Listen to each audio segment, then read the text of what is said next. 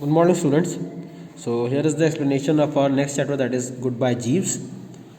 So yesterday I told you about that this is a story about two friends, Jeeves and Wooster. They both are discussing, ये दोनों आपस में बात कर रहे हैं और जीव्स जो है वो अपने एक दोस्त के बारे में, चफ़ी के बारे में डिस्कस करता है इससे। तो ये देखते हैं कि चफ़ी के बारे में क्या, what are his thoughts regarding Chuffy. Okay, so I wonder if I have ever told you about Chuffy, stop me if I have. अब वो वूस्टर से कहता है, बर्ट्राम वूस्टर से कहता है जीव्स कि मुझे नहीं पता है कि मैंने तुम्हें कभी चफ़ी के बारे में बताया हो, और अगर बताया है तो मुझे रोक दो। He is a fellow I have known more or less all my life. वो एक मेरा दोस्त था जिसको मैंने अपनी ज़िंदगी में सबसे ज़्यादा जाना। ही and myself have been at private school Eton and Oxford together. हम लोग ईटॉन और ऑक्सफोर्ड दोनों जगह जो है एक साथ पढ़ाई किए हैं। We don't see a frightful lot of one another nowadays. लेकिन आजकल हम जो है एक दूसरे से वो नहीं देख रहे हैं। However as he spends most of his time down at Chuffnell Regis on the coast of Somersetshire where he owns an enormous great place. तो कहता है कि जैसे कि वो ज़्यादा से ज़्यादा समय अपना जो है चफनेल रेगिस में on the coast of Somersetshire में बिताता है। Where he owns an enormous great palace with about 150 rooms and miles of rolling park, जहाँ पर ये समरशायर के कोस्ट किनारे जो है इसका एक चफनेल रेगिस है, वहाँ पर ही रहता है चफ़ी। और जहाँ पर इसका एक बहुत बड़ा मकान है, लगभग 150 रूम्स हैं और कई मीलों तक पार्किंग है, वहाँ पर ही रहता है। Don't run away however on the strength of this with the impression that Chuffy is one of my wealthier cronies. अब वहाँ भागना नहीं, यही इंप्रेशन है मेरे चफ़ी का जिसके कारण वो मेरे एक रईस, वेल्दियर क्रोनीज का मतलब रईस दोस्तों में वो आता है। He dashed up hard up poor bloke like most fellows who own land.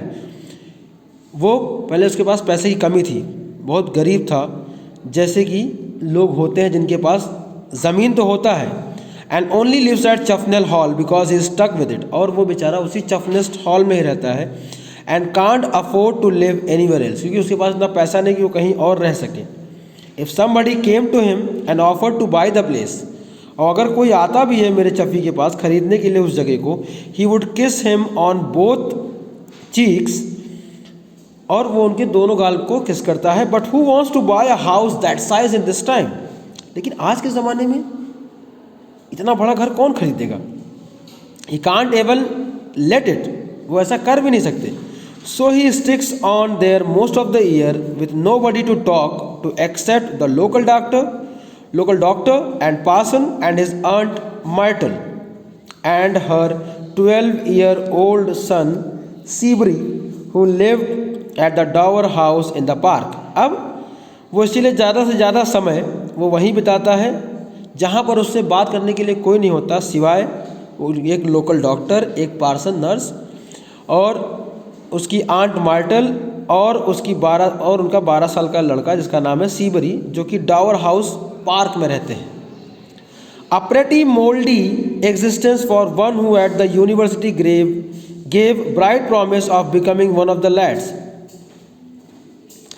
एक जो है प्रेटी मोल्डी थी यूनिवर्सिटी में जिसने एक ब्राइट प्रॉमिस दिया था लैड बनने का। Chuffy also owns the village of Chuffnell Regis. Chuffy के पास एक उसका गांव भी है। Not that does him much good either, और गांव से भी उसको कुछ ज़्यादा फ़ायदा नहीं हो रहा। आई मीन टू से, अब यहाँ पर जीव्स कह रहे हैं कि मेरे कहने का मतलब है the taxes on the state and all the expenses of repairs and what not come to pretty nearly as much as he gets out of the rents. मतलब उस गांव से भी उसको कोई फ़ायदा नहीं हो रहा है। क्यों? क्योंकि इतने ज़्यादा टैक्सेस हैं, ये सब चीज़ें हैं कि उसका जो है रेंट में ही चला जाता है। And makes the thing more or less of a washout, और बाद में उसको जो है फिर पैसे की दिक्कत पड़ जाती है। Still he is the landlord and as such would doubtless have dozens of cottages at his disposal. लेकिन फिर भी वो जो है एक लैंडलॉर्ड है। And as such would doubtless have dozens of cottages at his disposal, और उसके बाद जो है बहुत सारे उसके दर्जनों घर हैं। Probably one only too glad of the chance of easing one of them off onto a reputable tenant like myself. Easing one of them on our मतलब अब कह रहा है कि और फिर भी वो लैंडलॉर्ड है, उसके पास दर्जनों घर हैं, सब कुछ है, लेकिन कोई उसमें रहने वाला नहीं है सिवाय मेरे. You are the very chap I wanted to see, Chaffee. I said accordingly after our initial what ho.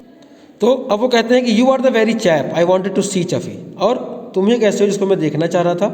I said accordingly after our initial what hoing. मतलब थोड़ी बहुत इधर उधर बातें करने के बाद मैंने यही शब्द उसको कहा. Come right along with me to the drones for a bite of lunch. अब ये वूस्टर से बात करते हो कि चलो वहाँ चलते हैं, थोड़ा सा लंच करते हैं. I can put a bit of business in your way. मैं थोड़ा सा बिजनेस भी रास्ते में कुछ बात कर लेंगे हम दोनों. He shook his head wistfully. I thought